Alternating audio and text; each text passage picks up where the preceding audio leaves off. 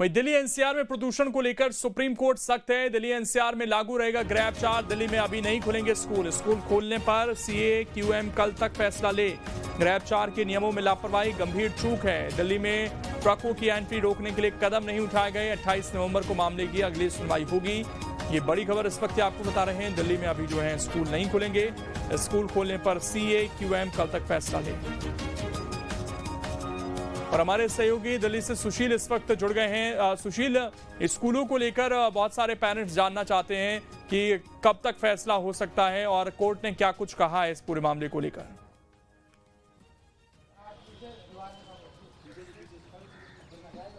आज देखिए, अगर स्कूलों की बात करें तो तमाम जो वकील प्रदूषण के मामले में आज अपीयर हुए थे उनकी तरफ से ये कहा गया कि चूंकि कई ऐसे फिलहाल बच्चे, गरीब बच्चे हैं जो मिड डे मील के लिए ही स्कूल जाते हैं और उनको ये आस रहती है कि उनको भोजन मिलेगा, तो जिस तरह से ग्रैब 4 की पाबंदियां लागू की गई हैं और दिल्ली एनसीआर में स्कूलों को बंद किया गया है, ऐसे में अगर स्कूलों को खोलने पर या उनके वैकल्पिक व्यवस्था की अगर बात की जाए तो निश्चित रूप से कहीं ना कहीं स्कूलों के में पढ़ने वाले बच्चों को एक बड़ी राहत होगी। हालांकि सुप्रीम कोर्ट ने इस पूरे मामले में कोई अहम आदेश जारी नहीं किया, लेकिन सुप्रीम कोर्ट ने committee of air quality management action plan के जो लोग हैं उनसे ये जरूर कहा है कि वो फिलहाल स्कूलों को खोलने के मामले पर विचार करें और ये कल तक का डिसीजन लें कि क्या दिल्ली एनसीआर में ग्रैब 4 की पाबंदियों के बीच में स्कूलों को खोलने की व्यवस्था की जा सकती है या फिर नहीं। हालांकि वकीलों के द्वारा यह भी कहा गया कि कुछ बच्चों के पास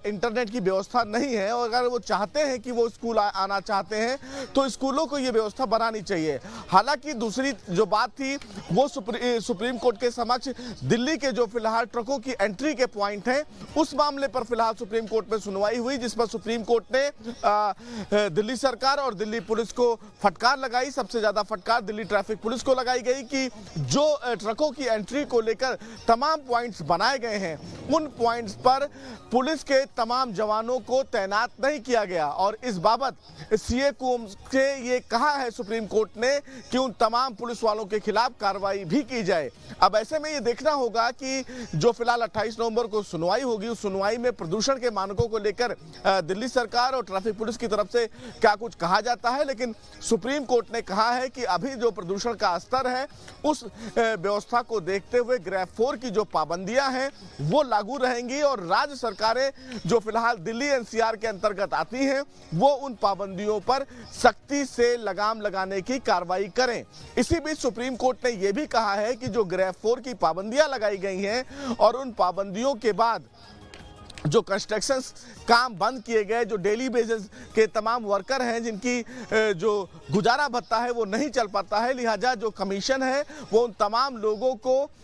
कमीशन के द्वारा उनको फंड मुहैया कराने पर विचार करें और ये विचार जल्द से जल्द तमाम जो स्टेट्स हैं वो उनको इम्प्लीमेंट कराने के लिए कहें, क्योंकि सबसे महत्वपूर्ण बात है कि जैसे ही ग्रैब 4 की पाबंदियां लागू की गई हैं, कंस्ट्रक्शंस बैन कर दिए गए हैं और कंस्ट्रक्शंस अगर बंद कर दिया जाता है तो जो डेली बेसिस वर्कर हैं उनको बहुत ज्यादा परेशानियों का सामना करना पड़ता है। तो तमाम वकीलों के द्वारा ये कहा गया कि ग्रैब 4 की पाबंदियों के बाद तमाम जो डेली बेसिस वर्कर हैं उनको बहुत ज्यादा परेशानी हो रही है, तो उन तमाम लोगों को फंड देने के लिए जो सुप्रीम कोर्ट ने आदेश दिया है उस पर अब राज्य सरकारें विचार करें और जल्द से जल्द विचार करें। लेकिन जिस तरह से दिल्ली एनसीआर में प्रदूषण का स्तर लगातार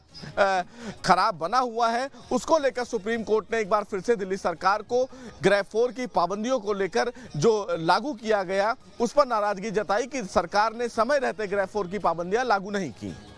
सुशील, अगर कुछ इलाकों में जैसे एयर क्वालिटी इंडेक्स सुधरा है उनको लेकर भी इसमें कुछ बात सामने आई कि क्या उनमें कुछ पाबंदियों को हटाया जा सकता है, क्योंकि एनसीआर बहुत बड़ा रीजन है और पिछले कुछ दिनों में जो है मौसम थोड़ा सा साफ दिखा है। जब ग्रैब 4 लागू हुआ था पिछले सोमवार को तब कंडीशन कुछ ज्यादा खराब थी, लेकिन अब थोड़ी सी सुधरी है आते आते।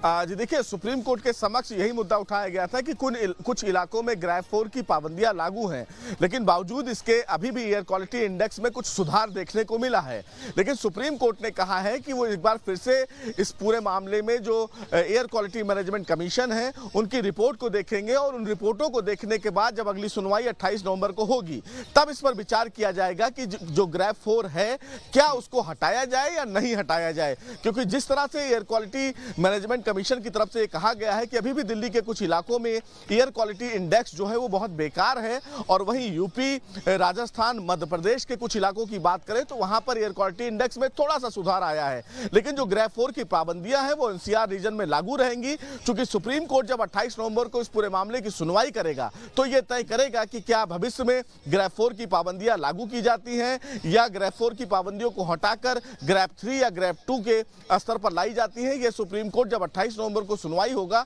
तब तय करेगा। बिल्कुल, यहाँ पर अभी थोड़ा और इंतजार करना पड़ सकता है। बहुत बहुत शुक्रिया सुशील आपका जुड़ने के लिए और जानकारी देने के लिए। तो बहुत बड़ा रीजन है एनसीआर का, और अभी भी वहाँ पर जो ग्रेड 4 की पाबंदियां हैं वो जारी रहेंगी। वहीं मध्य प्रदेश के मुख्यमंत्री डॉक्टर मोहन यादव ब्रिटेन और जर्मनी के 6 दिनों के दौरे पर हैं, जहां वो दोनों बड़े यूरोपीय देश के उद्योगपतियों, नेता और सरकारी प्रतिनिधि